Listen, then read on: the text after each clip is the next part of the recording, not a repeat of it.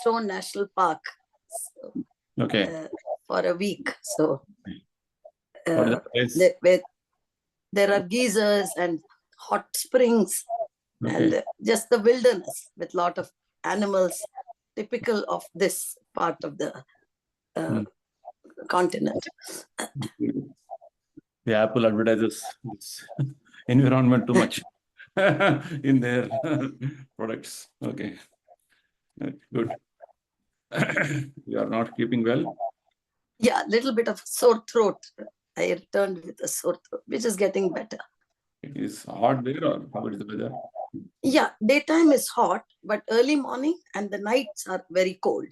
Okay. So, yeah, but we would have read in our school days the geyser known as Old Faithful, which erupts every 1 hour. Every hour it erupts. For years and years, centuries, it's been doing that. It is erupting by Krishna's order. Yes, yes. And also, Prabhuji, the bacteria known as thermophiles, which dwell in the habitat of the, that hot water springs. They thrive there because their bodies are adapted to the extreme heat of the springs. Yeah. So, yeah. So, which also gives us an indication that life is there under extreme conditions. Yes, life is there in sun also. So Yes, yes. Living entity is called Sarvaga. Everywhere living entity. They can adapt to any environment based on the type of atmosphere there and get a suitable body. That's how it is. Yes. Good to know. Kamath family, Hare Krishna. Hare Krishna, Prabhu. Hare Krishna. How are you? Madan. Yes. Madan. So in 2 days there will be a Rath Yatra in Jagannath Puri. Madan. Yes. So okay, anybody is going to Puri this time? No? Okay, I'm going live. On live. Should tell no, I'm going live. What is there? You can go live, see. Yeah, Jagannath. Nowadays it's all possible. Virtual. We will sit in Vrindavan and see. Anyway, we have Rath Yatra in Vrindavan also. A small way. Good. So, Shobha ji, Hare Krishna. How are you? Good. Yes. Reading Bhagavad every day. Yeah, I'm trying to read a little bit. Very. Okay, Sanyal ji, Mata ji, how are you? Hare Krishna, Prabhuji. Hare Krishna. Yeah. We have got a lot of rain since last 1 week in Vrindavan. Weathers have cooled down, right? Nice weather here. Yes, exactly. Yeah. Okay, so how is puja going on? All good, Prabhuji. All good. Hare Krishna, Prabhuji. Yes. Hare Krishna. Wait, Sushma ji, I'm going to come to you. Hare Krishna. Fine. So, your mother-in-law is okay? Sanyal ji? Yeah, mother-in-law is okay, Prabhuji. She's fine, Prabhuji. She's downstairs. She's in puja room now. Okay. Going to puja room, yes. So she's not able to join the class. She will be joining later part. No issues. Yeah. Hare Krishna, Sushma ji. आपको हरे कृष्णा. आप सुन रहे हैं सुषमा जी? हरे कृष्णा. हरे कृष्णा प्रभु जी. आप कहाँ रहते हैं? Where do you stay? आप नोएडा रहते हैं? प्रभु जी. आप नोएडा रहते हैं? कहाँ रहते हैं? आप कहाँ रहते हैं? दिल्ली में कहाँ रहते हैं? हम ग्रेटर नोएडा में रहते हैं प्रभु जी. ग्रेटर नोएडा में रहते हैं. ठीक है. बस आप बोले ग्रेटर नोएडा में. ठीक है. तो आप पढ़ रहे हैं भगवद गीता पढ़ रहे हैं हर दिन? Reading every day? हाँ जी प्रभु जी. Very nice. हाँ जी प्रभु जी. Very good. Dear Krishna Prabhu, Mata ji, Hare Krishna. Hare Krishna. Hare Krishna. Gupta ji, Hare Krishna. Hare Krishna. You are faintly heard. Maybe you are traveling. Yeah, just the car only. ठीक है. Okay, fine. Bhumika ji, Hare Krishna. Hare Krishna, Prabhuji. Fine. How is the rain there at your place in Punjab? Prabhuji, it's hot right now. Okay, no rains. Scarcity of rains. How come our Vrindavan, Delhi, Uttar Pradesh is full of rain and Punjab is not having rain? It'll come mostly in some places. Yeah. Okay. Good. Kamlesh ji, Hare Krishna. Okay, fine. So let's begin with a new chapter today of Bhagavad Gita.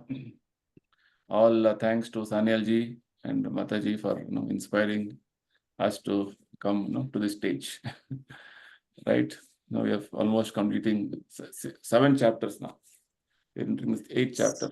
So let's begin with His grace, Prabhuji. Yes, all your and your kindness. we are only instruments. It's all your inspiration. You told us to start, and we started come to this level now. Good. We're going on week after week. All of us are coming together and continuing. That is the good thing, which is happening. Continuity is there, right? Yes. So Yes. let's offer our prayers to Prabhupada and Lord Krishna and begin our discussions.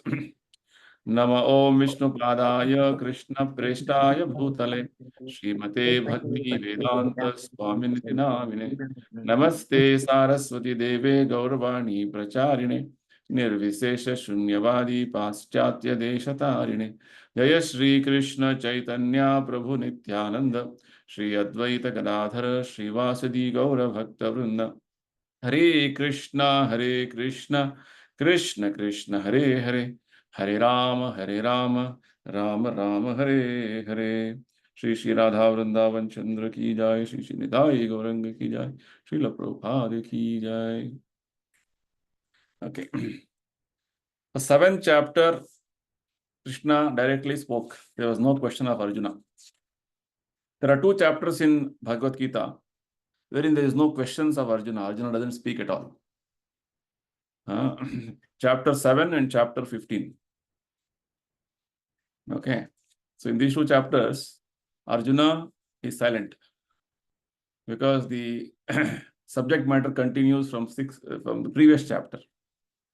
So the 7th chapter was a continuation of the 6th chapter conclusion of who is the greatest yogi, right? Krishna told that greatest yogi is that person who keeps Krishna always in his heart.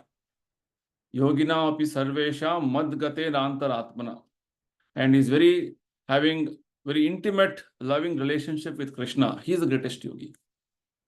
And to come to this stage of greatest yoga, of pure devotional service, Krishna is going to describe pure devotional service in the middle 6 chapters in a very nice, wonderful way. He has begun already speaking about himself in 7th chapter, knowledge of the absolute. Now, in this chapter, 8th chapter, is sort of a you can say continuity of 7th chapter. Then Krishna has mentioned few technical words from the spiritual point of view, which Arjuna is going to ask, what are these technical terms you have mentioned? In verse number 29 and 30 of the previous chapter, Krishna had mentioned about Brahman, Karma, Adhyatma, right? And verse 30, he has mentioned about Adibhuta, Adiyajna, and then Prayana Kala. So these very technical words which Krishna has mentioned, Arjuna picks up and he's going to ask 8 questions in verse number 1 and 2. So chapter 8 is called Attaining the Supreme. Verse number 1, Arjuna is asking, Kim tad Brahma, Kim Adhyatmam, Kim Karma Purushottama, Adibhutam cha Kim Proktam, Adhidaivam Kim Uchyate. So in verse number 1, he is asking 5 questions. What is Brahman? What is Adhyatma? What is Karma? What is Adibhuta? What is Adidaiva? We'll understand all this, but just for sake of questioning, because these are all very elaborate subjects described in a very more detailed manner in Bhagavatam. So Bhagavad Gita is going to give us only a short description, very description in a very brief way, which is quite appropriate for us at this point of time. So 5 questions Arjuna is asking in this verse number 1, and Krishna is going to answer these questions. As answers, Krishna is going to continue from verse number 3.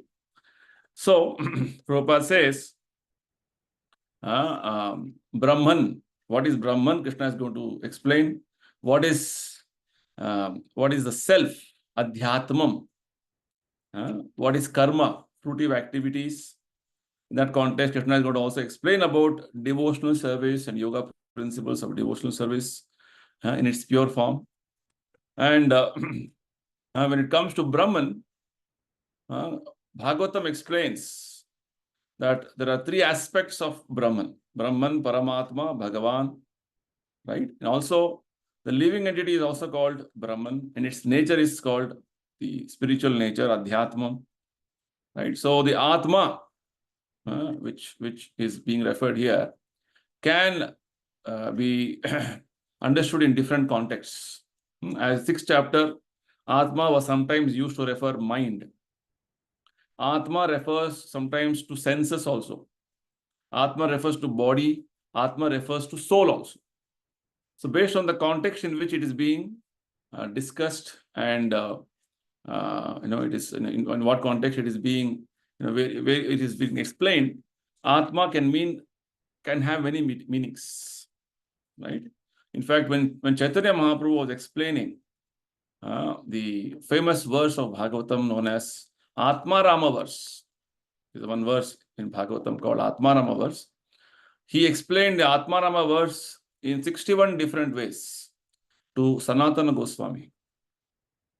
Okay, so in that context, the word Atma, Chaitanya Mahaprabhu gives the meaning in 7 different ways. So like this, Sanskrit word is very wonderful. Every word has various meanings in different contexts. This is the way Sanskrit is wonderfully, it is made by Lord Krishna himself. So specifically, Arjuna is asking or addressing Krishna as Purushottama, the Supreme Personality. As Prabhupada says, Supreme Person. Right. So his questions is not to an ordinary person. It is to the Supreme Person. The best of the Purushottama means he is the best of the people, best of the persons. Supreme Person, Supreme Personality. Right. He is the Supreme Authority. So you can give proper answers, definitive answers, Prabhupada says. Right? Knowing him to Supreme Authority, able to give definitive answers. So the first verse was talking about the 5 questions Arjuna asked. Next, verse number 2. Adhiyagnya katham kotra dehesmin madhusudana prayana kale cha katham gneyosi niyatatma vihi. So in this verse, Arjuna is asking 3 more questions. He's asking about Adhiyagna. What is Adhiyagna? So, who is Adhiyagna and which part of the body does he live? Right? And then, second question is that. First question is, who is Adhiyagna? Second is, where does he live? And third is a very, rather, 5th, 6th, 7th, 8th. 8th question is a very significant question. Prayana kale cha katham. Gneyosi niyatatma vihi. So this question is, Arjuna is addressing Krishna as Madhusudana and asking. He wants to know, Prayana kala, at the time of death, many spiritualists especially are engaged in various activities. What is their destination at the time of death? So Prabhupada is putting in a very devotional way how one's mind can remain fixed in Krishna's lotus feet at the time of death. Right? It's very, this is called Acharya's commentary on Krishna's statements. Right? Basically, the question is about Arjuna asking about the various people in spiritual disciplines at the time of death. What will be their state of consciousness? So Prabhupada is putting in giving us the parampara understanding of our Vaishnava, Gaudiya Vaishnava parampara understanding, that You may be engaged in devotional service, but what is the guarantee that they can know you at the time of death? Because Arjuna's anxiety or fear is that people who are engaged in Krishna consciousness may forget you at the time of death. Because Bhagavatam says, Ante Narayana Smriti. Krishna will repeat that. So at the end, you have to remember Narayana, Krishna. So what if we forget you? What happens? And about this, Krishna already has explained a little bit in 6th chapter. Arjuna's question was about unsuccessful yogi, if you remember. Right? Arjuna asked, what happens to yogis who are who have not completed the path of yoga, who have given up halfway through or some level of advancement they have done, and they, due to the allurement of Maya, they gave up practice of bhakti. What happens to them? And Krishna says, those who are on the path of bhakti are always on the auspicious path, and they will be given an opportunity to again resume their service to the Supreme Personality, and different opportunities are given for them to move forward in their pursuit of devotional service. Krishna mentioned that, various details Krishna mentioned. So here Arjuna's specific point is, at the point of death, what may happen? Because you may have practiced. I have studied my exam so well, I know everything. Even now you ask, I'll tell. But somehow I couldn't write the exam. So what will happen to you? You will fail. You didn't write the exam. Right? That is the point. Because Prabhupada says, death is the final examination in a person's that specific lifetime. Whatever we do in life will be tested at the time of death. Prabhupada quotes a Bengali proverb. Bhajan kara, sadhan kara, mrityu jaan le hoy. Means, whatever you do, bhajan, sadhan, everything will be tested at the time of death. So Prabhupada quotes a nice statement from one great Vaishnava devotee. He's a Sri Vaishnava Acharya, Kulashekara Alvar.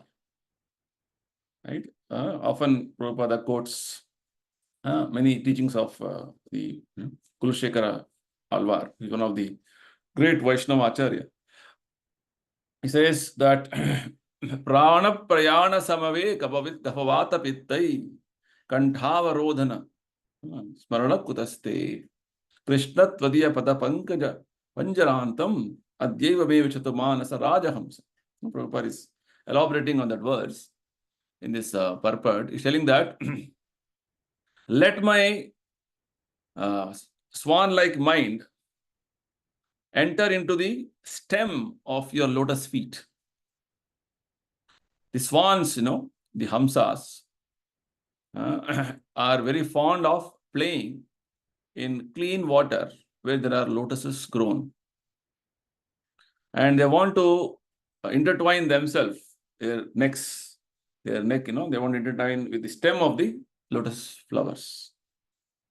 And that is the play for them.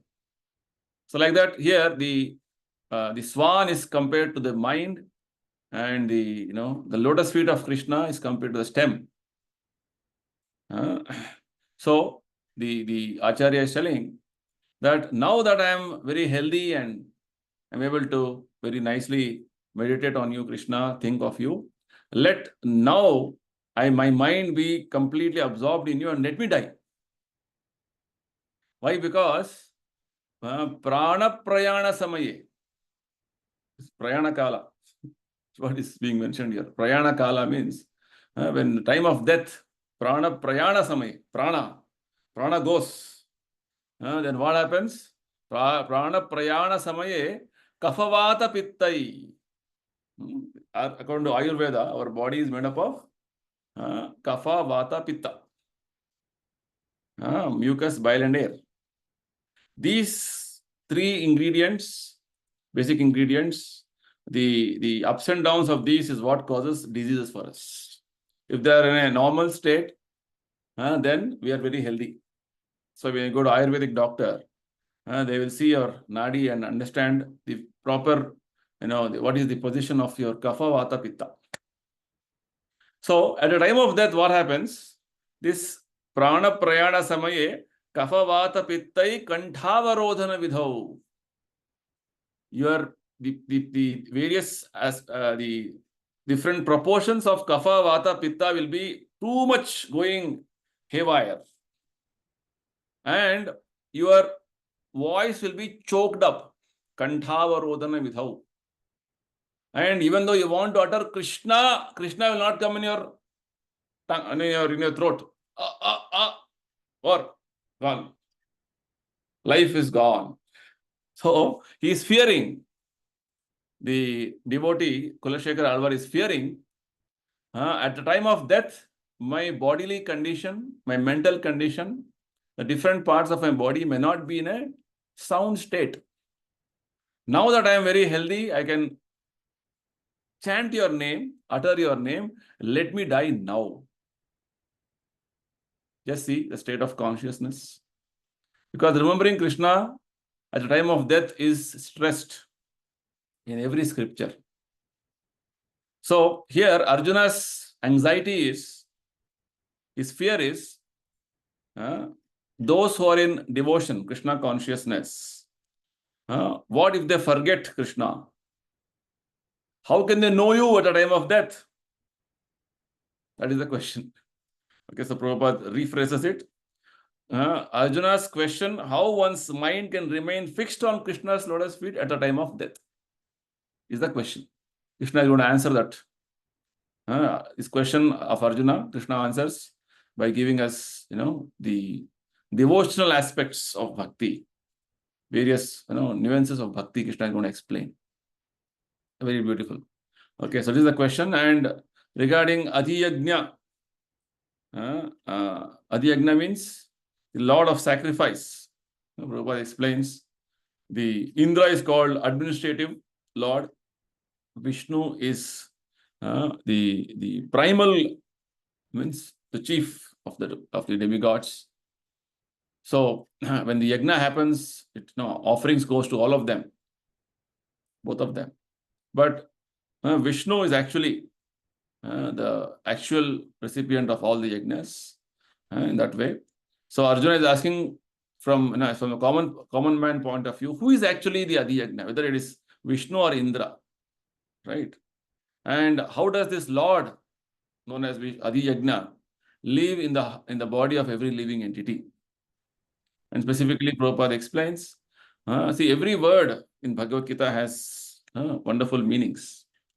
It's like in the previous verse, Arjuna addressed Krishna as Purushottama. In this verse, Arjuna addresses Krishna as Madhusudana. Madhusudana means the killer of the demon Madhu. So Arjuna, being a pure devotee, these questions should not have come in his mind. And these questions are like demons. These doubts are like demons, right? So Krishna is very expert in killing the demons. So Arjuna is praying to Krishna that, Madhusudana, you kill these demoniac doubts which has come up in my mind. So wonderful, right? So this is the way Acharyas explained to us. So Arjuna's 8 questions are, what is Brahman? What is self? What is karma? What is Adibhuta? What is Adidaiva? What is Adiyagya? Where does Adiyagya live in the body? And at the time of death, those who are engaged in your devotional service, how can they know you? Or rather, how can the devotee's mind become fixed up in Krishna's lotus feet at a time of death? These are 8 questions. So this 8th question is a very important one. In fact, you can say 95% of this chapter is speaking about this 8th question only. Now, Krishna answers first 7 questions in 2 verses. Next 2 verses. 8th question, he takes 24 verses to explain. Because it's very important. All of us had to leave with the body one day. So what should be our state of consciousness? What should be our, how to prepare for that? How to be fearless is what Krishna is going to explain the rest of the chapter. Okay, so let's begin with the answers of Lord Krishna. Verse number 3. Shri Bhagavanu Vacha. Aksharam Brahma Paramam. Svabhavo Adhyatmam Uchyate. Bhuta Bhavodbhava Karo. Visargaha Karma Samnitaha. Krishna is answering one by one. The way Bhagavad Gita, Bhagavatam is structured very nicely. There are questions, there are answers. Questions, answers. It's not simply talking without any head and tail. Very important. Right? Just like after we finish Bhagavad Gita, we begin Bhagavatam. The very beginning of Bhagavatam, first canto, first chapter, sages ask 6 questions in first chapter. And in Bhagavatam I'm talking about, first canto. And Shuta Goswami answers these 6 questions in next 2 chapters, 2 and 3. Again, sages ask 3 more questions in chapter 4. Like this, this goes on. So it's a question, answer, question, answer. Because right now, we are only asking question of who won the IPL match, or who became the Prime Minister of India, or what is the price of gold today, right? Like this, what is the price of aloo today? This is what we are going to ask generally. These are our questions. Our questioning ability is this much now. So Prabhupada says that this is what has become our situation, which animals also ask these questions, maybe in their own status, right? Which animal has become powerful now? What did you eat today? How did you sleep today? How did you enjoy life today? This is what every living entity is asking each other. Prabhupada says, the birds are all talking early morning. So much sound comes now, in case you have nearby birds. What are they talking? Talking about this. Yesterday I ate this. Yesterday I enjoyed like this. Today I'm going to do this. Today whole world is filled with this. Right? When you call somebody, how are you? What did you have for breakfast? What did you have for lunch? Okay, yesterday you went to see a movie. How was it? What was the storyline? Right? So like this whole thing is only based on this. So Shukadeva Goswami says, in fact, when Parishit Maharaj, towards the end of first canto, he asks 2 questions. So first canto ends, and second canto begins with Parishit Maharaj's question, is over. Shukadeva Goswami's answer begins. First of all, he appreciates, "O king, your questions are so wonderful. The answer to this question is going to benefit the entire humanity. Varyaneshato prashnaha krito lokahitam nripa." Right? Like this, it begins. And he says, generally, what do people do? They only ask questions. Shrotavyadini Rajendra Nrinam Santi Sahasrashaha. They have thousands of questions. And nowadays, there are thousands of channels, thousands of social media networks, only questioning, answering, questioning, answering. Prabhupada says, no, even in the parliament, the politicians are questioning, debating. In school, students ask questions, teachers are answering. Right? In go to market, you're asking, ye bhav kya hai? Iska, what is the rate of this? Getting answers. Like this, anywhere you go, question, answer, question, answer, question, answer. You go to doctor will ask 100 questions to you. So when did you eat? How you fell ill? What happened? Go to court, lawyer will ask you 100 questions. You have to answer. Or you ask some questions, he will answer. So everywhere this question answer going on. But what is relevant question is the point. Very important. Bhagavad Gita is based on this. Prabhupada, has a nice essay written. Prabhupada started the Bhagavad magazine in the year 1944 on the appearance day of his spiritual master, February 14th. So from that time onwards, still it is continuing, Bhagavad magazine. So one of the essays Prabhupada writes, relevant questions. Relevant questions means questions relevant to my existence. Who am I? Why am I here? What is this world around me? Why am I growing old? Why should I die? These questions should be asked. Not questions like any other living entity who is just busy with eating, sleeping, mating, defending. Right? So this is the point. So this is what Arjuna has asked very relevant questions, and Krishna is going to answer them. The Supreme Lord answered like this, very systematically answers. in the order in which Arjuna has asked questions, Krishna is going to answer them in that order only. Right? So, Aksharam Brahma Paramam. The first question was, what is Brahman? So, Krishna is telling the indestructible, transcendental living entity is called Brahman. Right? Second chapter, Krishna very clearly explained. Soul is indestructible. Achhedyojam madakhyojam. Right? Cannot be burnt, cannot be moistened by water, cannot be withered by wind, cannot be cut to pieces by any weapon. Right? Krishna mentioned. And soul is eternal, ever existing, indestructible. Enough statements have been made by Krishna in the first chapter, second chapter. Right? So, the Aksharam means, Kshara means which is subject to destruction. Akshara means which is not going to be destroyed. It is eternal. The indestructible, transcendental living entity is very important. Aksharam Brahma Paramam. Paramam is the word.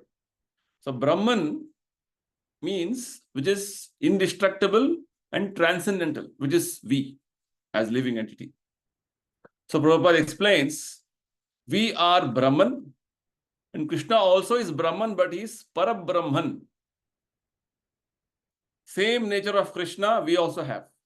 The statement in the Upanishads, Prabhupada has quoted in the earlier chapters. Nityo Nityanam Chetanas Chetananam. We are eternal and we are conscious entities. And Krishna also is eternal and conscious entity, but he is supreme eternal, supreme conscious entity. So, the body, if you see, it is kshara. It destroys with time. Whereas the soul doesn't destroy. Na hanyate hanyamane sharire. Second chapter Krishna says. Right? All the verses from 11, second chapter 11 to 30 is repeatedly telling. Soul cannot be killed. Soul is indestructible. Soul is eternal. Soul is ever existing. Ajo nityam shashvatoyam purana. Na hanyate hanyamane sharire. The body dies, soul doesn't die. So like this, Krishna has established the spiritual nature of the soul in the second chapter very clearly. So Krishna is sort of reiterating this point that Brahman means which is Aksharam and Paramam, which is indestructible and it is beyond this matter. Transcendental means beyond this matter. And we are also transcendental. Krishna is supreme transcendental. It is Parabrahman. Okay, this is the answer to the first question. Brahman means what is Aksharam, what is Paramam is called Brahman. Brahman doesn't mean light or some unimaginable and undescribable light is called Brahman. No. Brahman means indestructible, transcendental entity is called Brahman. And we are all small Anu Brahman. Krishna is Parabrahman, Vibhu. Okay. First answer. Question number 2 was, what is Adhyatmam? What is self?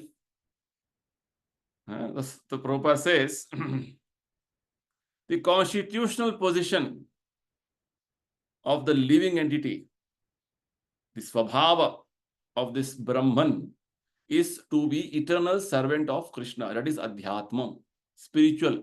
The spiritual nature of this self or Brahman is actually to be eternal servant of Krishna. Chaitanya Mahaprabhu puts it in a very simple way. Jivera Swarupa Nitya Krishna Dasa. This is the Adhyatmam. Swabhavo Adhyatmam Uchyate. Eternal nature is called the self. Right? These are all very wonderful explanations Krishna is giving. Self means I have an eternal nature. I have a constitutional situation of mind. What is my constitutional situation? As eternal servant of Krishna. But right now, I have taken a position contrary to my eternal nature, as a material body I've taken, and I'm going on taking bodies after bodies, life after life. And this is contrary to my eternal nature. It's become material nature to me. Right? So the two words used in Bhagavad Gita, Jiva Bhuta, Brahma Bhuta. Jiva Bhuta means when the living entity is entangled in this world, taking up different material bodies. Its original nature is forgotten.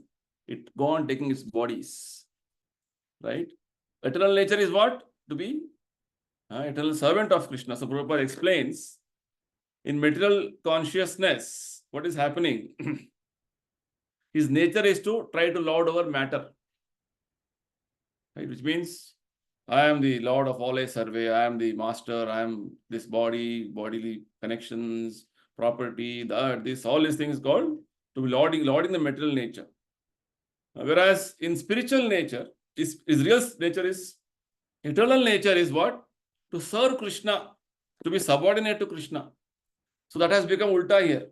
Your servant nature to Krishna has become master in the material world. Like everybody is trying to be master in the material world. It's contrary to our nature. So Prabhupada says, our constitutional position of a living entity as servant of Krishna is changed to be master in the material world. That is the problem. So this is the answer to the second question. What is self? The eternal nature of the living entity is called self. Of which living entity? That living entity, it is indestructible, transcendental living entity. And what is karma? Bhuta bhava udbhava kara. Bhuta means Panchabhuta. 7th chapter we understood. Bhumi, apo, analo, bhayu, kham, mano, buddhi, revacha, ahankara, mitiyam mein, bhinna, prakriti, rashtra. These are all called Panchabhuta and Sukshma Bhuta. The matter, when the living entity takes this matter, material bodies, produces material bodies with different actions, that is called karma. Prabhupada says, action pertaining to development of these material bodies is called karma. Your eternal nature is to be servant of Krishna. That eternal nature is changed to material nature. Your consciousness is polluted, right? Your situation is changed, and you get different bodies. That is called karma, right? So this karma is actually karma is based on context. Here, karma specifically, Krishna is explaining as the action pertaining to development of different bodies, material bodies. So we have been performing actions in this body and making way for the next body, and we have done so many actions which are all stocked up, and then it is all reactions we are experiencing as happiness, distress, and also the living entity, because he is identifying himself with matter. This we understood in last chapter. Ichha dvesha samuthena, verse number 27. Right? Because he is identifying with matter, he is actually getting entangled. So much so that he has forgotten his real identity as living entity, as Brahman. He is considering himself to be matter. And in that way, he is actually transmigrating life after life, taking different material bodies among 84 lakh species of life. And once you get a human body, somehow if you get a good sense, you perform some different yajnas, sacrifices as given in scriptures, want to come out of this cycle of birth and death. And again, there's a trap. Because Vedic scriptures, as Krishna explains in 2nd chapter, Veda Vada Ratha Partha, in 2nd chapter, Krishna explains, verse number 41, not 41, 42. Yam imam pushpitam vacham, paravadanti avipashchitam. Right? There are many descriptions in the Vedas which are very, very alluring. They're flowery descriptions. Oh, if you do this yajna, you'll get heaven. You can enjoy life like anything. Like this, there are many, many flowery descriptions in the Vedic scriptures. So, people are sometimes, rather most of the times, Prabhupada says, because people are generally very less intelligent with regard to spiritual pursuit of understanding, and due to ignorance, they are attached to sense gratification. Right? So, they are only satisfied if they get sense gratification. So there are recommendations in Vedic scriptures how performing some yajnas you can enjoy, better comforts in heaven with, in heaven with a lot of other opportunities for sense gratification. So they get misled. So they perform yajna with the intention of more enjoyment. And because of this, what happens? They get elevated to higher planets. But once their stock of punya is over, they have to again come back. This Krishna explains in next chapter also. Kshine punye martya lokam vishanti. Once their punya becomes reduced, they have to come back to martya loka, means this earth. And how they come back? Prabhupada explains from the Vedic literatures. They come back as rain. So this rain, when it falls, not simply water falling. It is having spirit souls. And these spirit souls, rain, what happens? Prabhupada says, this rain, in the form of rain, they come down and they enter into the grains. The rainwater goes, and somewhere as rice, somewhere as different, some millet, in some food they enter. Grains, because they're all subtle, right? Spirit soul cannot be seen. They enter into the grains. They takes on the form of grains.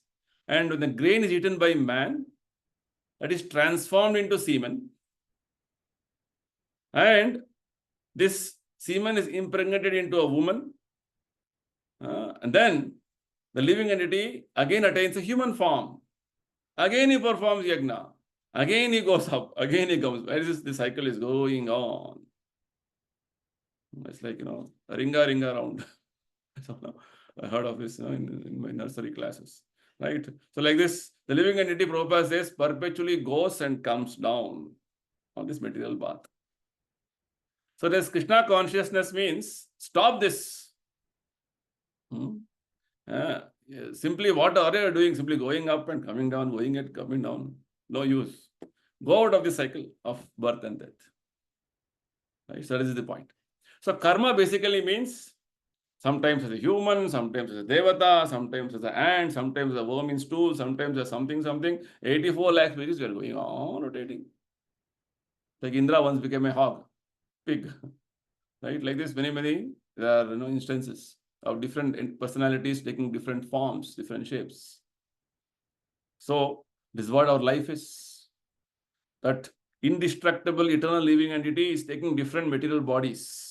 That's why what did Krishna say in 5th chapter?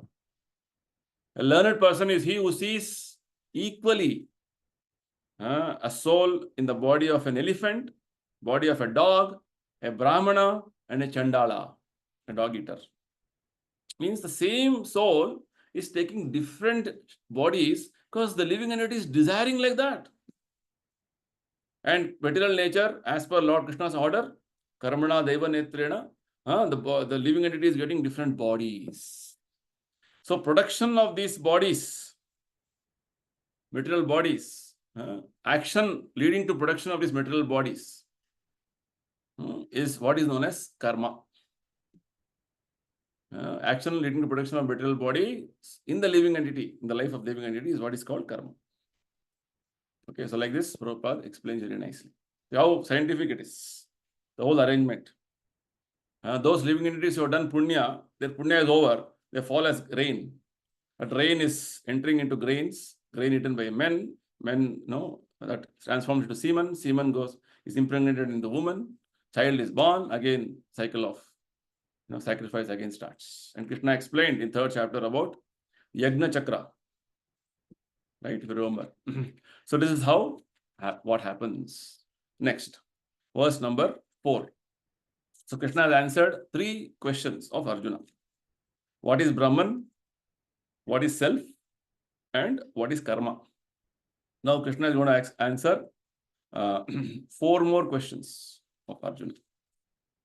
Adibhutam ksharo bhava purushashchadi daivatam adiyagnoyam evatra dehe deha brutam vara.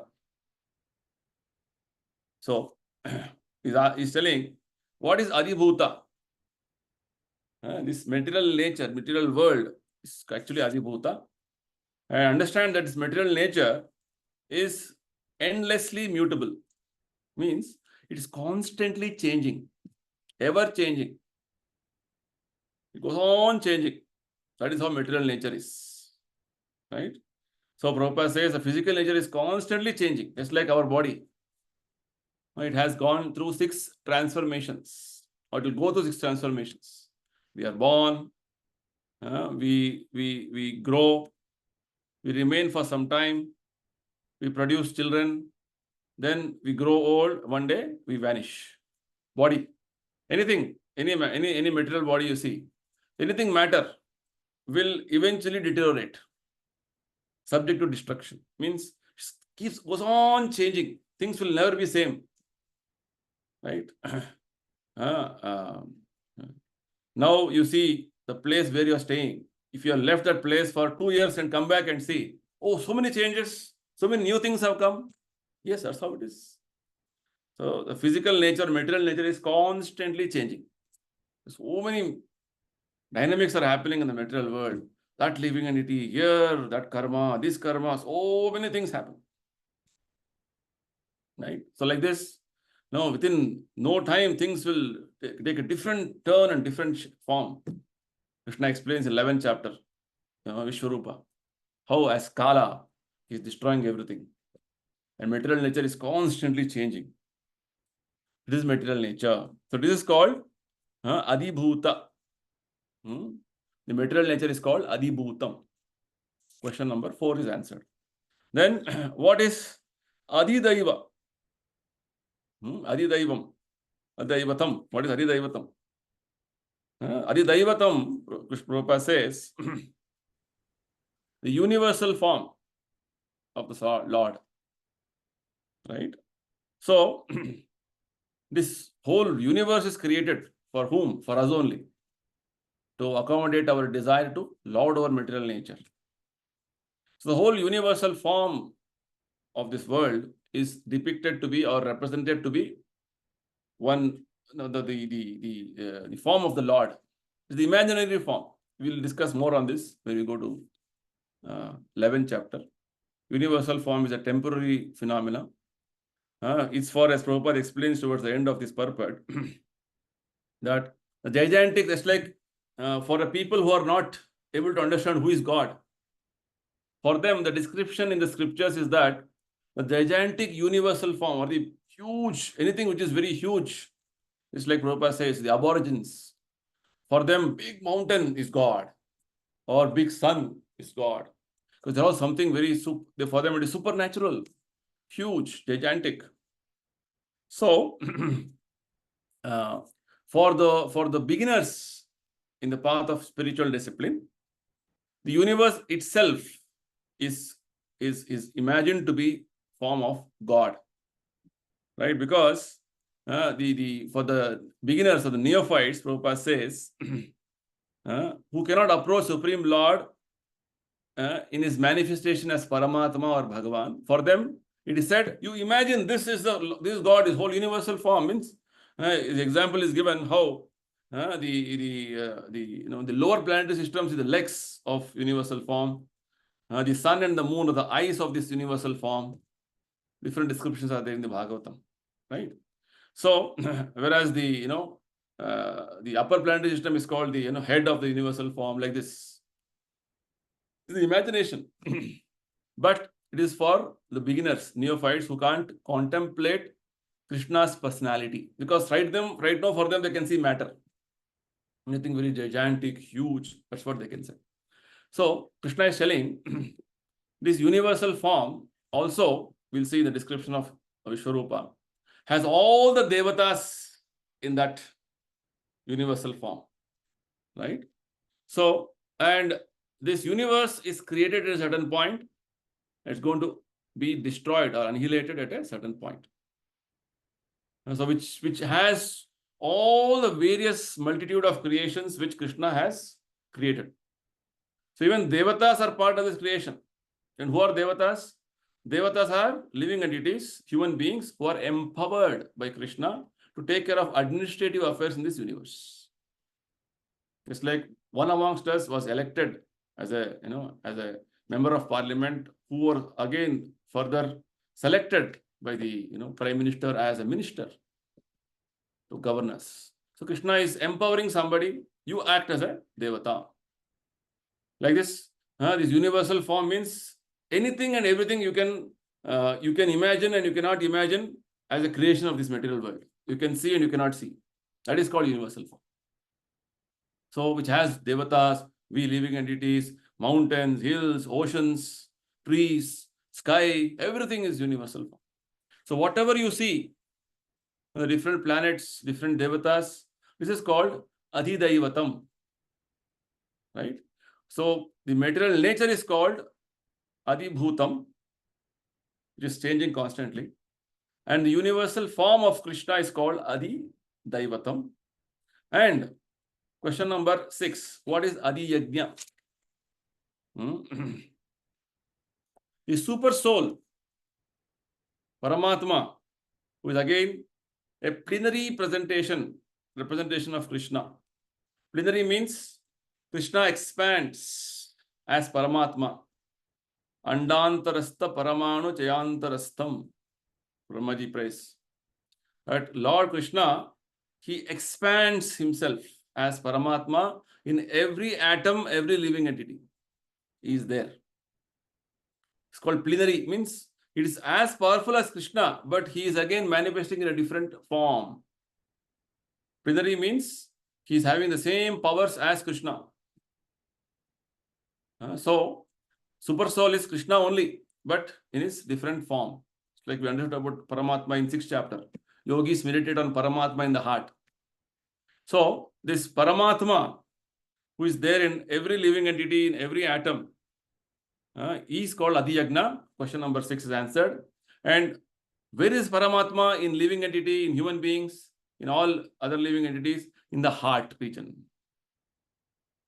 Ishvara, as you know, Sarvasya Chaham Hridayasannivishta, Krishna explains later on in the 15th chapter. In all living entities, seated as, in the heart of every living entity, sitting as Paramatma. So question number 7 is answered. Right. So, what is Paramatma doing? Paramatma is sitting along with the individual soul.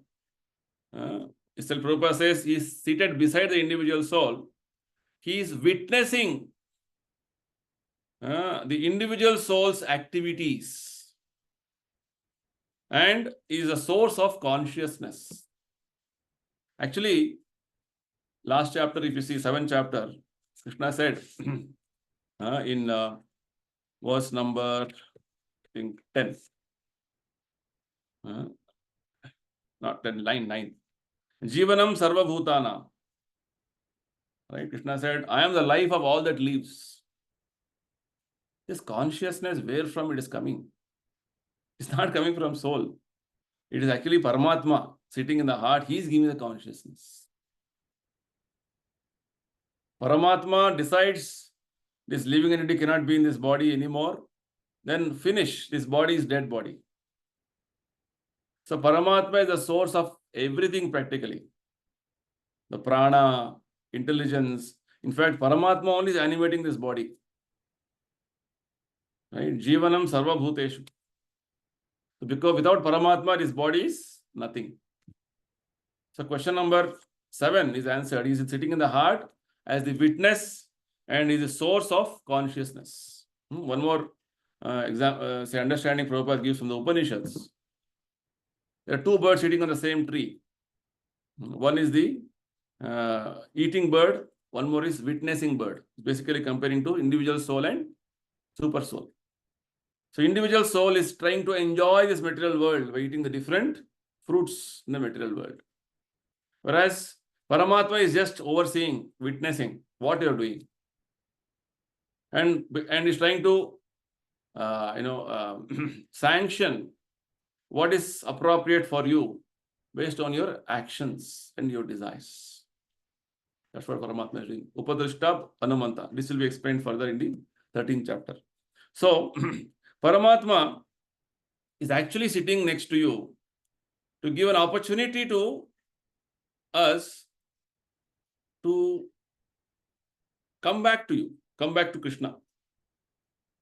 Of course, he has given opportunity for you to act independently, freely. He's witnessing your activities, but as Super Soul, he's trying to remind you that to desire that, you desire to serve Krishna. Don't desire contrary. So unless you decide and desire to serve Krishna, Paramatma will be accompanying you in every life form. Paramatma is there even in the worm on the stool. In every soul, Paramatma is there, and he is the one who is giving you Matta Smritir Jnanam Apohanam Cha. Krishna says later on. From me comes remembrance, Smriti. From me comes knowledge. From me comes forgetfulness. How does the ant know that in this corner there is sweet kept or sugar kept? Paramatma is going to give that remembrance or knowledge, direction. Go here, you will get sugar. So every living entity is being directed. The intelligence direction is coming from Paramatma. Very important, this Bhagavatam explains. So Paramatma practically actually giving you all the necessities, is providing you all facilities. In fact, because of Paramatma only your consciousness is there. This aspect you have to understand. So he is Adi Yajna. Paramatma is Adi Yajna. Right? So all this can be understood by only devotees.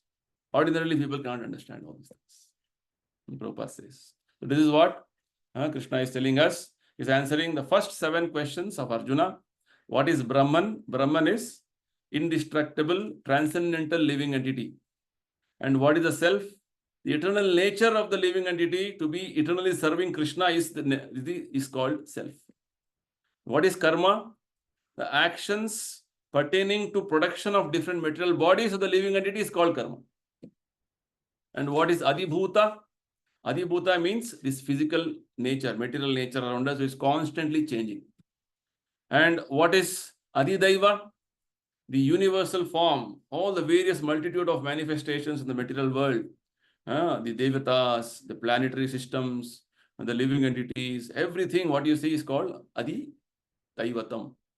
Adibhutam, Adidaivatam. And what is Adiyagna? Paramatma is Adiyagna. And where does he live?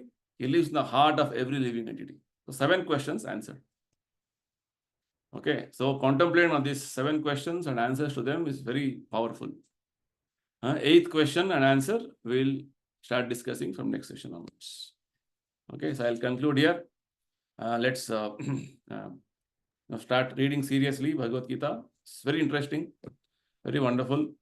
Krishna is giving the whole the essence of our existence. Hare Krishna, Prabhuji. Yes, Hare Krishna.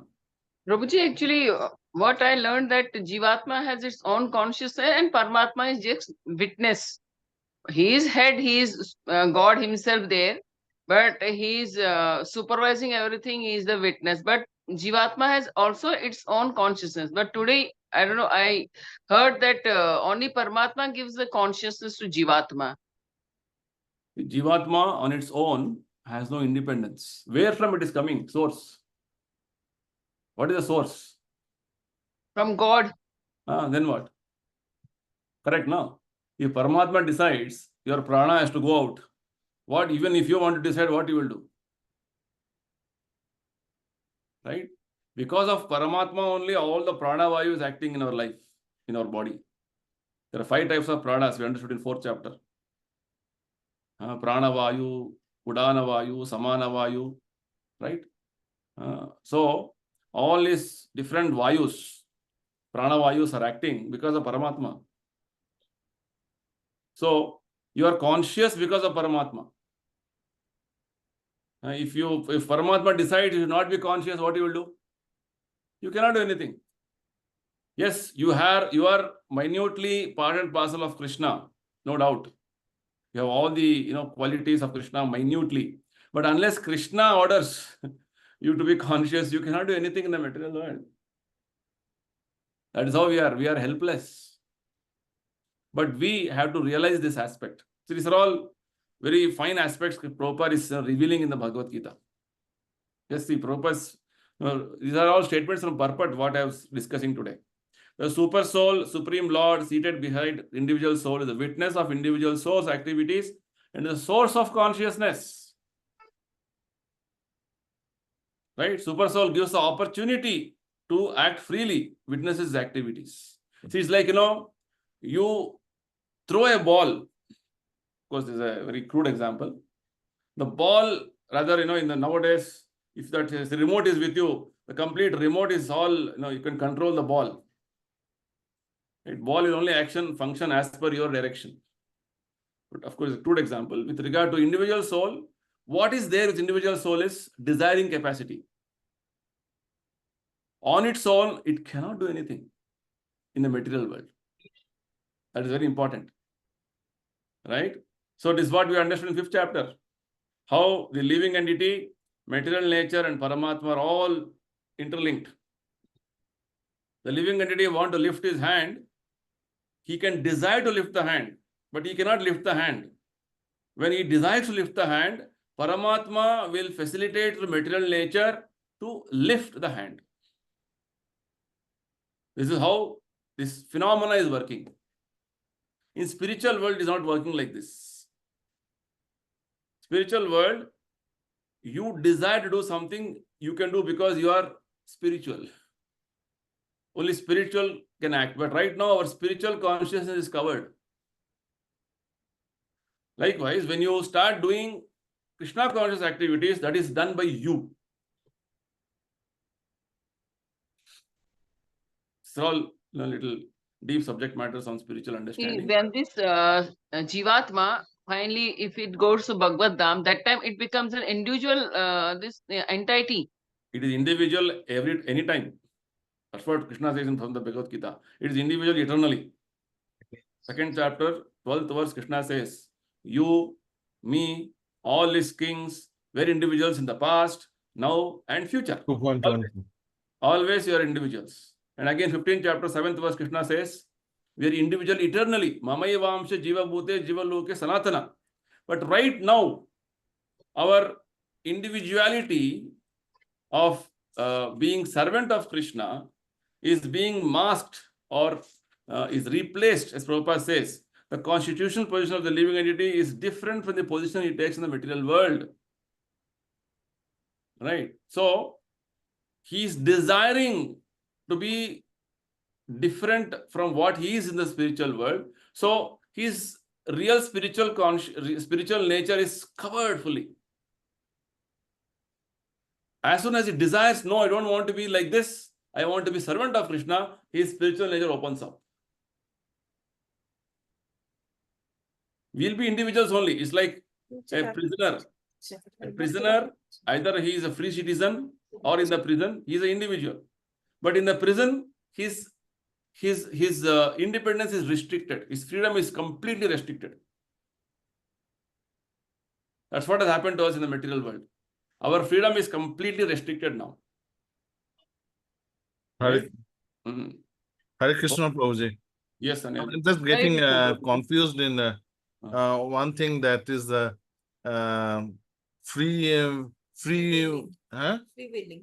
willing and the role of Paramatma on the free willing. And also, two questions. That is one question. The means Paramatma's role on free willing.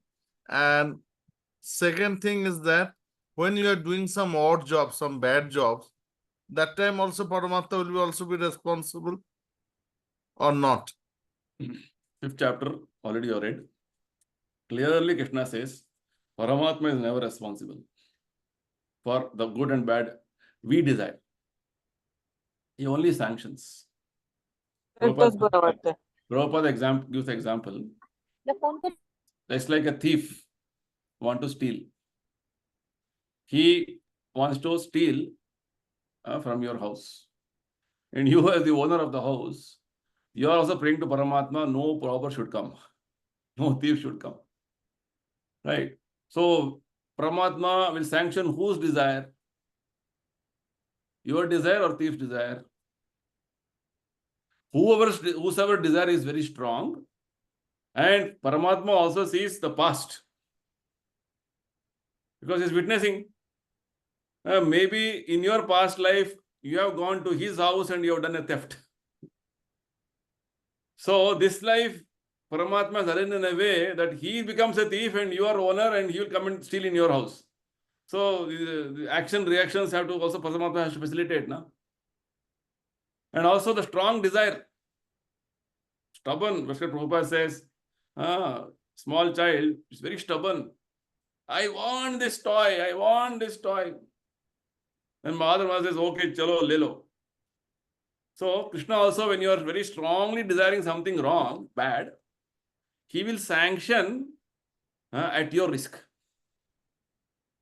Because you want it. You suffer. He will tell as conscience, in something you want to do some wrong, अंदर से कुछ आता है ना, बोलता है एक गलत है. But you want to overpower that. Who is telling not correct? Paramatma is telling. But you don't want to hear that voice. And you want to do things on your own. Correct? So, Paramatma is trying to help you and, in fact, stop you at every level. But you don't want to listen. And Paramatma says, chalo, okay, karo, at your risk. But Prabhuji, as per the Shastra, that Anna means if I do something wrong and and I am guilty and someone is also seeing and allowing me to do the wrong things, he or she also is the guilty. So in that case, so why the Paramatma will also not be the guilty? Means if I do something wrong things, so he will be also be means coming to the picture, na Prabhuji? Because he is allowing. So that is the word I forgot. That is who means Who supports the wrong? who is means dekh raha hai, who is witnessing. He is also responsible. Okay. And as per our constitution also, he very clearly says, I am not responsible in Bhagavad Gita. Repeatedly says. 7th chapter also you see, he says, I am not responsible. I am not connected to this material world at all. He says, you see, in the verse number but by 12, paralysis you can stop my movement of hand. So that time when I am doing some odd things, he can also stop these things. No, Prabhuji. That is the definition of free will. Your first question was, what is free will? Free will means, if I start controlling every action of yours, where is your free will? You feel choked up, no? Yes. Okay. What is the definition of free will? Free will means your Krishna doesn't interfere with your free will, whatever that limited free will is given. And more you misuse your free will, the extent of your say usage of free will be restricted. It's like example is given in the Bhagavatam. A bull is tied with a rope of some distance to a wooden log. So the distance of the rope is what? Is that bull's free will to move around. For some reason, that bull has moved in a way that the ropes, that length is somehow tied around the rope, around that wooden log. So the movement becomes even more restricted. Who is responsible for that? You only, the bull only. So Krishna explains this in 2nd chapter already. So you see, Prabhupada says Bhagavad Gita's, reading Bhagavad Gita meticulously is important because Krishna has told everything. Krishna says regulative principles of freedom in 2nd chapter. Very nice, very interesting. In verse number 71, right? Krishna says, not 71, I think it is immediately.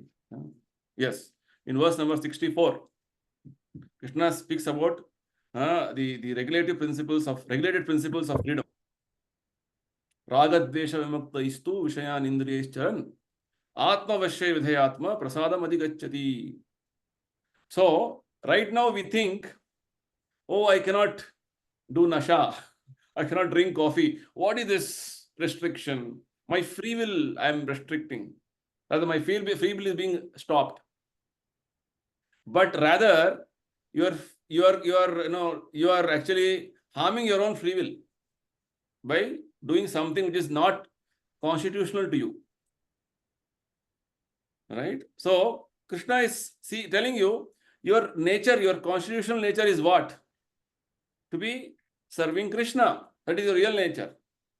Anything done against that constitutional nature will become a sort of a blockage for you. It's sort of a hindrance for you, for your freedom. Actually, we are driven by the guna, that which guna is active. So, no, the guna is different. Gunas don't come into picture of guna now. Whatever guna, that we'll separately discuss in 14th chapter. You may be in lowest guna, tamo guna, doesn't matter. Prabhupada says, Krishna says.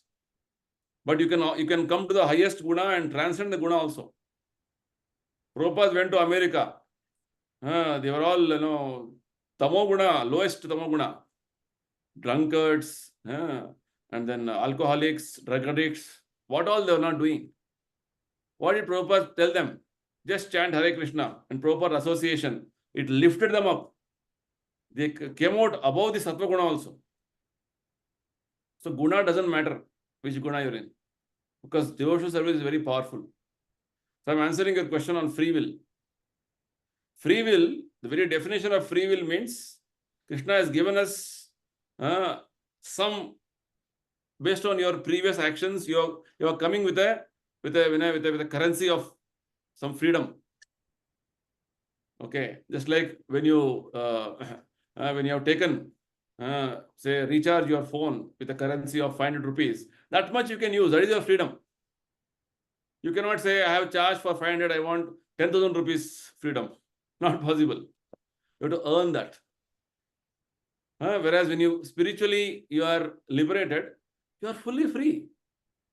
Like Krishna only, you are free. But that time you use your freedom very carefully for Krishna's service.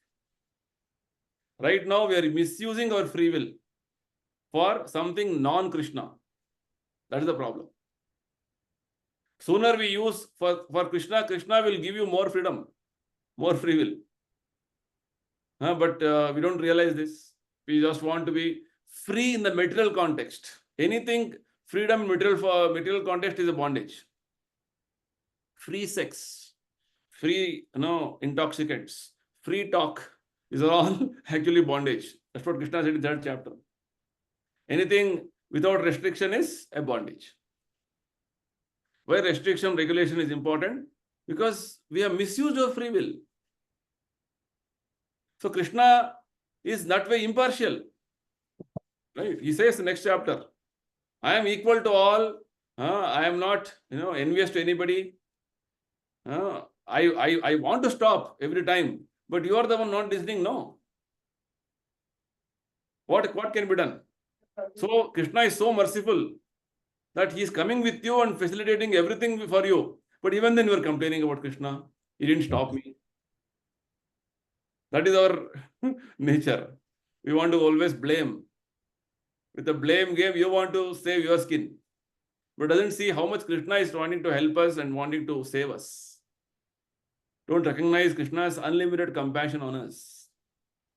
Unfortunately. So, the reading of Bhagavad Gita carefully will give us an understanding how fallen I am. How Krishna is so merciful. Every step he was giving his hand to, for me to, protect me and help me. Even now he's doing. Right? One father whose son, is so fallen. He has abused his father. He has, put cases on his father. He has beaten his father. Even then the father is so merciful and want to be always affectionate to his son. Can you see such a father in this material world? Never. Krishna is such a father. Right? So Krishna is such a father that he's tolerating all our nonsense. So when you say, why didn't he stop? Array, he stopped. You don't know how he stopped. When he stopped. You have forgotten and you are simply complaining you didn't stop. That is because of foolishness. You do all nonsense. Prabhupada says about how in Christianity, how they have taken a license that, all nonsense you do and Jesus will forgive us. It's like, son does the murder, father has to suffer. Lord says that, no. Son has done the murder, son has to go to jail, not father. Right? So what the philosophy they have developed is, son will do the murder, killing animals, father will suffer. So your point of, putting the thing was, I do all nonsense. Why didn't you stop, father? He's trying to stop you, but you didn't listen, no. You don't want to listen. You want to use that free will, that much free will, what you have, you want to use. You misuse and you again restrict. When you misuse your free will, you will degrade. You will get a body which is fully restricted, no freedom. More and more misuse of free will, more and more restriction comes to you, wherein you will get a body which is completely restricted. No, you cannot. It's like Prabhupada says, the body of a tree. Tree body, where there is no movement at all. Just see. Like that, more misuse of free will bring you to the platform of body wherein you will not get any freedom. Freedom is fully curtailed. Okay, fine. Hope I have answered some level. Yes, Prabhuji. Yes, Prabhuji. Okay, thank you. Prabhuji, as far as what you have said, Prabhuji, about freedom and free will, see, when you are talking about materialism, you are talking about all this family affairs and all this worldly affairs, which is actually bondage. Whereas spiritualism is actually freedom. There's no bondage in spiritualism, Prabhu. Isn't it, Prabhu? Correct. Tell me. That is the free will, isn't it? Definition of free will. Family life also you can be free, provided you follow what is Krishna consciousness way of life. Correct, Prabhu. Just like Bhaktivinoda Thakur, today is the disappearance day of Bhaktivinoda Thakur. Yes, yeah. Yes, in the parampara. He was a grahastha. Okay, he was a magistrate. Magistrate, yes. In Puri. In Jagannath Puri, he was a magistrate during British time, 1890s. Very responsible position. He was a magistrate and he is responsible to write so many Vaishnava literatures. See, his schedule, Prabhupada says, today we are hearing Prabhupada's lecture. He used to go to his office at 8 o'clock, come back in the evening, 4 o'clock, and 5 o'clock or something, he will take his dinner and go to rest. And get up at 12 o'clock in the midnight and he'll write books. He's written more than 100 books in Sanskrit, Bengali, Odia, Arabic, English. And 1890s, he has distributed books to different parts of universities across the world.